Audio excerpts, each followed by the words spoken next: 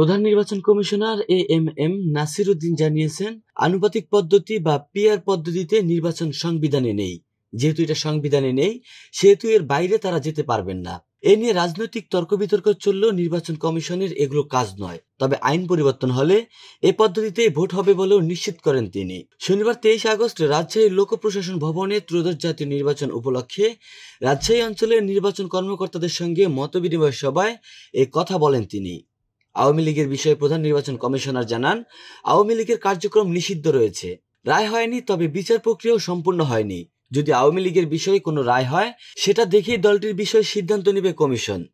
এ সময় তিনি আরো জানান, প্রধান উপদেষ্টার চিঠি পাওয়ার পর থেকেই নির্বাচনের প্রস্তুতি জোরদার করা হয়েছে। আগামী ফেব্রুয়ারিতে রমজানের আগে নির্বাচন আয়োজনের লক্ষ্যে বিভিন্ন কাজ চলছে। ভোটার তালিকাও হালনাগাদ করা হয়েছে এবং ভোটের জন্য প্রয়োজনীয় ব্যবস্থা নিচ্ছে কমিশন।